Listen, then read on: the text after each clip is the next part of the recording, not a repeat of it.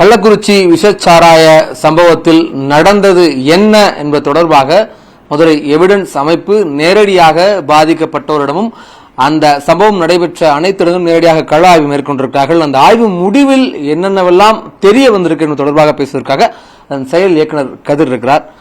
Sir, இவங்க எல்லாம் ரொம்ப பாதிக்கப்பட்டு உயிரிழந்த எல்லாரும் தினக்கூலி.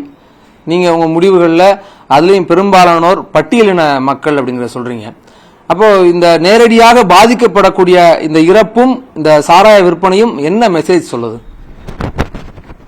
அரசு இயந்திரங்கள், ஆட்சியாளர்கள் ஒரு நிர்வாக ஃபெயிலியர், இது சீர்கேடுகள் தான். இது நான் ஒரு மிகப்பெரிய மெசேஜா நான் சொல்ல விரும்புறேன். ஏற்கனவே அவங்க எல்லாம் ஏழை எளிய மக்கள் 60 ரூபாய்க்கு பாக்கெட்டு போட்டு விற்கிறாங்க. டாஸ்மாக்ல 120 150 ரூபாய்க்கு வாங்கணும், அதனால இது 60 ரூபாய்க்கு கிடைக்குன்னு சொல்லி வாங்கி குடிக்கிற நிலையில தான் மக்கள் இருக்கிறாங்க. அப்ப இந்த கள்ளச்சாராய விற்பனை எங்க நடந்துச்சுன்னு பாத்தீங்கன்னாக்கா, கள்ளக்குறிச்சி காவல் நிலையத்திலிருந்து 1/2 கிலோமீட்டருக்குள்ளதான், நீதிமன்றத்துக்கு அருகாமையில இது நடந்திருக்கு. கிட்டத்தட்ட பாத்தீங்கன்னா இவ்வளவு தூரம் அந்த ஒரு மலையிலிருந்து ஒரு டயர்ல சாராயத்தை கொண்டு கிட்டத்தட்ட 200 பேர் இந்த மாதிரி சேல்ஸ் பண்றவங்க இருக்காங்கன்னு சொல்றாங்க. கொண்டு தண்ணி கலந்து பாக்கெட்டை போட்டு அதுவும் பிரதான சாலையில விற்கிறாங்க. அப்படின்னாக்க நீங்க என்ன சொல்ல வர்றீங்க? அப்ப இல்லம் தேடி சாராயம், இல்லம் தேடி கல்வி என்கிற திட்டம் மாதிரி இல்லம் தேடி சாராயங்கிற நிலைக்கு சாராயம் இன்னைக்கு உள்ள வந்திருக்கு. இதுதான் நமக்கு இருக்கக்கூடிய மெசேஜ். இது என்னன்னாக்க, ஆய்வுல எல்லாரும் சொல்றாங்க இது போலீஸ் மாமூல் வாங்கிட்டு போறாங்க. எல்லாருக்குமே தெரியும் இங்க விற்கப்படுவது எல்லாருக்கும் தெரியும். 3 வருஷமாவே இங்க வித்துக்கிட்டு இருக்கிறாங்க அப்படின்றத மக்கள் சொல்றாங்க. காலையில 4 மணில இருந்து 6-6:30 மணி வரை இது ரொம்ப அந்த போய் எல்லாம் வாங்கிட்டு வருவாங்க. பாக்கெட்டு குடிச்சிட்டு அப்படியே வீதியில அந்த பாக்கெட்டை கலெக்ட் பண்றதுக்கு ஒருத்தவங்க எடுத்துட்டு போறாங்க. அதுக்கப்புறம் போலீஸ் ஒரு 2 வீலர்ல அந்த பணத்தை வாங்கிட்டு போவாரு. இதை அந்த தெரு மக்கள் எல்லாருமே இயல்பா சொல்றாங்க. அப்பனா ஒரு நிர்வாகம் எப்படி தோத்து போய் இருக்குன்றதா நான் இதுல சுட்டிக்காட்ட விரும்புறேன். நீங்க இன்னைக்கு பாத்தீங்கன்னா 64-65 பேர் இன்னைக்கு இறந்து போயிட்டாங்க. மிக கொடூரமான, இது அப்பட்டமான, இது அரசு படுகொலைன்னு தான் சொல்லுவேன் நான். இது அரசு படுகொலைன்னு தான் சொல்லுவேன். 45,865 கோடி ரூபாய் இந்த ஆண்டு டாஸ்மாக்ல வருமானம் வந்துச்சுன்றாங்க, வித்ததுன்றாங்க. ஒரு பக்கம் இது அந்த டாஸ்மாக்லயே கள்ள மார்க்கெட்லயும் அதை வாங்கி விற்கிற ஒரு நிலை மாறி இன்னைக்கு கள்ளச்சாராயம் வந்திருக்கு. இந்த மலையிலிருந்து டயர் கட்டி கொண்டு வரான்றாங்க. இடையில பாத்தீங்கன்னாக்கா அதுல கலப்படம், கள்ளச்சாராயத்தில் கலப்படம். இது கள்ளச்சாராயம் கூட சொல்ல முடியாது, கள்ளச்சாராயத்தில் நடத்தப்பட்ட கலப்படம். இது இந்த மெத்தனால கலந்து பாண்டிச்சேரியிலிருந்து கொண்டு இது பண்ணி, அதனாலதான் இன்னைக்கு கொலை வழக்காக அவங்க அரசாங்கம் போட்டிருக்கிறாங்க. இதுல பெரிய அதிர்ச்சி என்ன அப்படின்னு பாத்தீங்கன்னாக்கா, 28 குழந்தைகள் இன்னைக்கு அப்பா அம்மா இல்லாம இருக்காங்க.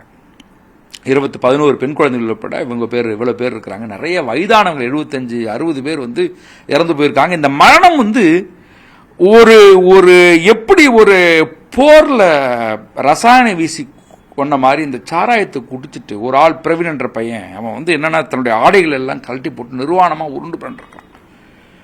அப்ப அவன் எல்லாத்துக்கும் கண்ணு மங்களா போயிருக்கு, கண்ணு பார்வை போயிடுச்சு, கிட்னி அஃபெக்ட், மூளை பாதிக்கப்பட்டிருக்கு, எல்லாம் மெல்ல மெல்ல செத்துட்டு இருக்காங்க. இந்த ஒரு கொடூர ஒரு ரசாயனத்தை இன்னைக்கு கலந்த அளவுக்கு கொடுக்கறாங்க. அப்படின்னா இந்த மூலப்பொருள் எங்கே வரப்பட்டது, இதனுடைய பின்னணி என்ன, இது எல்லாம் நான் இதை ஒரு தடுத்து நிறுத்த வேண்டிய பொறுப்பு யாருக்கு உண்டு? ஸ்டேட்டுக்கு இருக்கா இல்லைங்களா?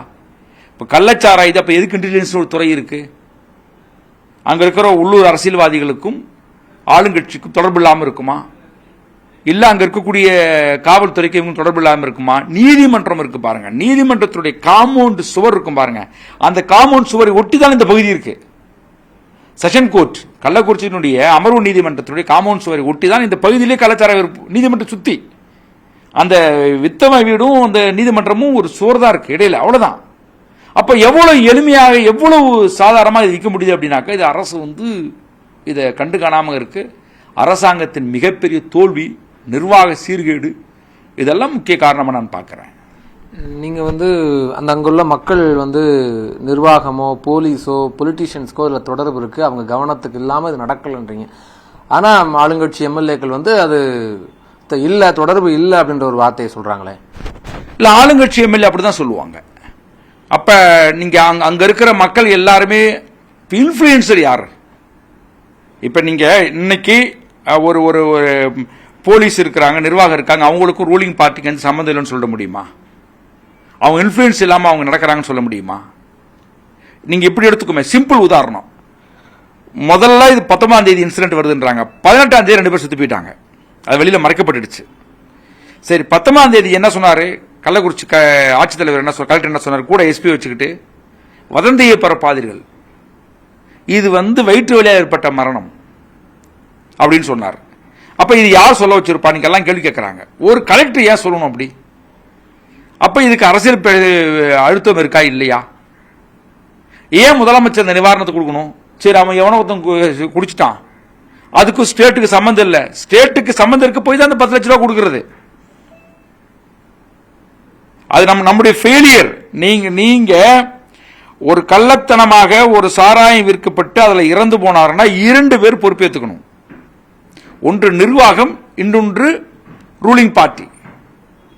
ரூலிங் பார்ட்டி கீழே தானே நிர்வாகம் வருது. அப்ப எப்படி நாங்க பொறுப்பேற்றுக்கணும் சொல்ல முடியும்? அப்ப எதுக்கு உங்க இந்த 2 எம்எல்ஏக்கள் பேரை எல்லாரும் சொல்றாங்க மக்கள்? அதனாலதான் சொல்றோம், இது குறித்து தமிழ்நாடு கவர்மெண்ட் விசாரணை சிபிசிடி போட்டாலும் ஒன்மேன் கமிஷன் போட்டாலும் ஒன்றும் இது வேலைக்கு ஆகாது. இது கண்டிப்பாக உச்சநீதிமன்றமோ உயர்நீதிமன்றமோ ஒரு கமிட்டி போட்டு அவங்க சோமூட்டை எடுத்து ஒரு விசாரணை பண்ணி ஒரு அறிக்கையை கொண்டு வந்தாதான் இதனுடைய உண்மைத்தன்மை என்னன்றதை கண்டுபிடிக்கணும். தமிழ்நாடு முழுவதும் அந்த பகுதியில் 200 பேர் விற்கிறான்றான். ஒரு டயர் ஒரு டயர் 7,000 to 8,000 ரூபாய் அந்த டயர்ல சாராயத்தை வாங்கிட்டு வர முடியுதுன்னு சொல்றாங்க. 180 பாக்கெட் போடலான்றாங்க. நார்மலா 180 மில்லி அந்த பாக்கெட் போட்டு விற்கிறேன்றாங்க. 60 ரூபா பாக்கெட்ன்றாங்க. அப்ப எவ்வளவு சாராயம் காய்ச்சப்படுது. இப்ப அதுல என்ன சொல்றாங்க, கல்வராயன் மலையிலிருந்து வந்த சாராயத்தை யாரும் செத்து போகல, இடையில இவன் மெத்தனால் கலந்திருக்கான் அப்படின்னு சொல்ல வரான். அப்ப ஆண்டாண்டு காலமா மலையிலிருந்து சாராயம் இறக்கப்படுதுன்றதை எல்லா மக்களுமே சொல்றாங்க. இது புது தகவல் இல்லைன்றாங்க. கஞ்சா இல்லைன்னு தமிழ்நாட்டில் முதலமைச்சர் சொல்ல முடியுமா? தமிழ்நாட்டில் கஞ்சா இல்லைன்னு, கஞ்சா இருக்குன்னு சொன்னாங்கன்னா நீங்க அட்ரஸ் கொடுன்னு கேட்கறாங்க சட்டமன்றத்தில். அப்படிதான் இருக்கு. அப்ப இதுக்கெல்லாம் அட்ரஸ் நீங்க பாக்குறீங்களே, எவ்வளவு பேர் இன்னைக்கு நம்ம பகுதிகளில் எத்தனை சின்ன குழந்தைங்க புகையை விட்டுட்டு இருக்கலாம். இதே கருணாபுரத்தை சொல்றாங்க 15-16 வயசு குழந்தைங்க எல்லாம் பாக்கெட் குடிக்கிறாங்கன்றாங்க. சார், இப்போ பாதிக்கப்பட்டிருக்கக்கூடிய, அதாவது உயிரிழந்தவங்க அவங்களுடைய எல்லாம் தினக்கூலிங்கிறோம், அவங்க உடல் சுமைக்காக அல்லது டயர்னஸ்க்காக அதெல்லாம் குடிக்கிறாங்க அப்படின்னு பார்த்தா பெண்கள் குடிச்சிருக்காங்க, வயதானவங்க வேலைக்கே போகாதவங்க குடிச்சிருக்காங்க. அப்படின்னா இது பர்பஸா எதுவும் அவங்கள்ட்ட கொண்டு போய் திணிக்கப்பட்டிருக்கிற மாதிரி எதுவும் இருக்கா? இல்ல, இந்த 70 வயசு 75 வயசு பெண்கள் எல்லாருமே வேலை செய்யறவங்க தான், கட்டட வேலை செய்யறவங்க தான். இந்த 75 வயசு செத்தாலும் அவரும் வேலை செஞ்சுட்டு தான் இருக்காரு. இன்னமும் ஏதோ ஒரு வேலைகளை வேலை செய்யறவங்க தான் எல்லாரும். இப்ப நீங்க நீங்க ஒண்ணு பாருங்க, அந்த பகுதியிலே விற்கப்படும் போது அவங்க என்ன பண்றாங்கன்னா ரொம்ப அக்சஸ் ஈஸியா கிடைக்குது. ஒண்ணு குறைந்த விலையில ஒண்ணு கிடைக்குது. இன்னொரு பக்கம் சொல்றாங்கன்னா அங்க இப்ப காசுலாம் போய் சும்மா வாங்கிட்டு வருவாங்களாம் அந்த கண்ணுக்குட்டிக்கிட்ட. அவர் ரொம்ப கடுப்படிலாம் பண்ண மாட்டாராம். அப்ப என்ன சொல்றாங்கன்னா அந்த ஆள் அந்த பழக்கப்பட்டு இருக்கிறதுனால அவர் ஃப்ரீயாவே பல பேர் கொடுப்பாருன்றாங்க. அது ஒரு கல்ச்சராவே மாறி இருக்குது. இப்ப இவ்வளவு தூரம் நம்ம ஒரு சாராயத்தை குடிக்க வச்சிருக்கிறோம் அப்படின்னா இது பெருமைப்படுற விஷயம் இல்ல. இது ஏதோ ஒரு விதத்தில் அவங்க தடுத்துக்கணுமா இல்லையா? எம்ஜிஆர் காலத்தில் குண்ட தடுப்பு சட்டம் கொண்டு வந்தாங்க. சாராய கும்பலுக்கு எதிராக தான் எம்ஜிஆர் கொண்டு வந்தார். 1980களில் கொண்டு வந்தார். இதே இந்த கண்ணுக்குட்டி என்கிற கோவிந்தராஜ் அவர் மேலையும் நிறைய கேஸ் குண்டாஸ் ஏற்கனவே போடப்பட்டிருக்கு. அதை மீறி அவர் விற்கிறாருன்னா, வெளியில விற்கிறாருன்னா என்ன காரணம்? போலீஸ்க்கு தொடர்பு இல்லாமல் இருக்குமா? நிர்வாக தொடர்பு இல்லாமல் இருக்குமா? உள்ளூர் அரசியல்வாதி தொடர்பு இல்லாமல் இருக்குமா? இதெல்லாம் கேள்வி இருக்கல. எங்களுக்கு பொறுப்பு இல்லைன்னு ஒரு ஸ்டேட் சொல்ல முடியாதுங்க. அது நிர்வாகத்துக்கு அளவுக்கு ஆட்சியாளருக்கும் அது பொறுப்பு இருக்கு. இந்த நிவாரணம் கொடுக்கறது மேல ஒரு கொஸ்டின் வருது, இழப்பீடு கொடுக்கறது மேல. அது எப்படி கள்ளச்சாராயம் குடிச்சிட்டு அவங்களுக்கு இழப்பீடு கொடுக்குறீங்க, அதை ஊக்குவிக்கீங்களா? ஒன்று. இன்னொன்று, நாங்க வரி கட்டின, பொதுமக்கள் வரி கட்டின பணத்துல இருந்து கள்ளச்சாராயம் குடிச்சு இறந்தவங்களுக்கு நிதி கொடுக்கறது சரியா அப்படிங்கிற மாதிரி கொஸ்டின்ஸ் வருது. மக்கள் என்ன ரியாக்ட் பண்றாங்க? இல்ல, நாங்க வரி கட்ட பணத்துல அப்படின்னு சொல்ற ஒரு கருத்து இருக்கு பாருங்க. உண்மைதான், மக்கள் வரி பணத்துல அது கொடுக்கப்படுதுன்றதான் சொல்றதான். என்னோட கேள்வி என்ன அப்படின்னா, தடுக்க வேண்டிய பொறுப்பு யாருன்னு கேட்கிறேன் நான். அப்ப நம்ம மக்கள் என்ன கேள்வி கேட்டிருக்கணும்னா, ஆளுங்கட்சி நீங்க உங்களுடைய தவறால நடந்திருக்கு, எங்க வரி பணத்துல வேண்டாம், ஆளுங்கட்சியினுடைய அனைத்து எம்எல்ஏ எம்பிக்களுடைய சம்பளத்திலிருந்து பிடிச்சு இவங்க நிவாரணம் கொடுக்கணும்னு கேட்கறதா நியாயம். நீங்க அப்படி கேட்கறீங்களா? அப்படி கேட்கறீங்க அப்படின்னாக்க 45,825 கோடி ரூபாய் இன்னைக்கு டாஸ்மாக் நம்ம கொடுக்குறோமே, இதெல்லாம் நல்ல பெருமை கொடுக்குறோமே, இதே மக்கள் அதை நம்ம யோசிப்பாங்களா? அதெல்லாம் உழைக்கிற மக்கள் தானே சுரண்டுறாங்க. அதுக்கு எதிராக நம்ம போராடி இருக்கிறோமா? அப்ப இப்ப இப்ப எவ்வளவு வீணான திட்டங்கள்லாம் இன்னைக்கு விளம்பரத்துக்காக அரசாங்கம் ஒதுக்குது நிதி, அதெல்லாம் எங்க எங்க எங்க என்ன அதெல்லாம் நம்ம கேள்வி கேட்கிறோமா? அப்ப இறந்து போயிட்டாங்க, அது ஸ்டேட்டுடைய ஃபெயிலியர், அதுக்காக கொடுக்கப்படுது. அப்படி மக்கள் எப்படி தெளிவா கேட்கலாம் அப்படின்னாக்க, ஓகே இதுக்கு ஆளுங்கட்சி தான் பொறுப்பு, உங்க எம்எல்ஏ எம்பியில இருந்து சம்பளத்தை பிடிச்சி கொடுங்கன்னா முடிஞ்சு போச்சு. இப்போ குடிக்கிறவங்களுக்கு அது தப்புங்கிற சென்ஸ் இருக்குதா? இயலல வேற வழி இல்லைன்னு குடிக்கிறோன்ற மாதிரி அதை இயல்பாக்க முயற்சி பண்றாங்களா? என்ன நடக்குது? இல்ல அது அவங்களுக்கு அது வந்து எந்த விதத்தில் நியாயப்படுத்த முடியாது.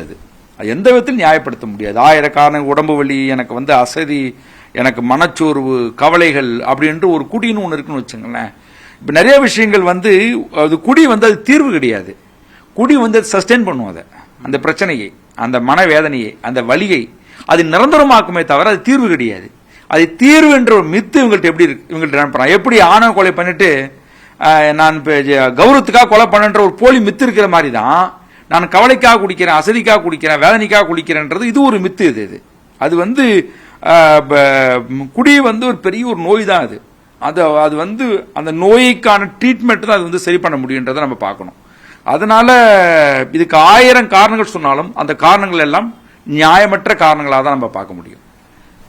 நீதிமன்றம் சுமோட்டோவா வந்து விசாரிச்சா, கமிட்டி அமைச்சு விசாரிச்சா இதுல நியாயம் கிடைக்கிறதுக்கான மீன்ஸ் சரியான தொடர்புகள் யார் இருக்கான்றது விவரம் வெளியே கண்டிப்பாக நம்ம ஏற்கனவே வீரப்பன் தேடுதல் வேட்டையில சதாசிவ கமிஷன் போட்டாங்க, NHRC national human rights commission போட்டாங்க.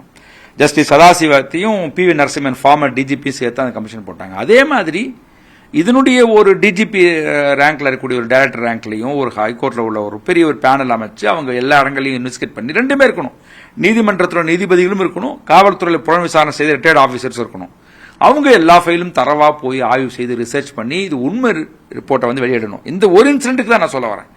மற்றபடி தமிழ்நாடு முழுவதும் இது நீங்க ஒழிக்கணும் அப்படின்னாக்கா பஞ்சாயத்தால விழிப்புணர்வு ஏற்படுத்தணும், அவங்க மானிட்டரிங் சிஸ்டத்தை வந்து ஃபார்ம் பண்ணணும், அனைத்து கிராம நகர ஊராட்சிகளும் விற்கப்படுதா என்பதை கண்காணித்து அதை தடுக்க வேண்டிய நடவடிக்கைகளில் வந்து துரிதமாக ஈடுபடணும். இந்த மாதிரியான பரந்த அளவிற்கு அதை கடந்து விழிப்புணர்வு மக்களுக்கு ரொம்ப கொண்டு வர வேண்டியது இருக்கு. கவுன்சிலிங் சென்டர் நிறைய கொண்டு வர வேண்டியது இருக்கு. குடியிலிருந்து இவங்களை மீட்பதற்கான மையங்கள் இங்கு அதிகமாக உருவாக்க வேண்டியது இருக்கு. இதெல்லாம் தீர்வுகளாக நான் முன்வைக்க விரும்புகிறேன்.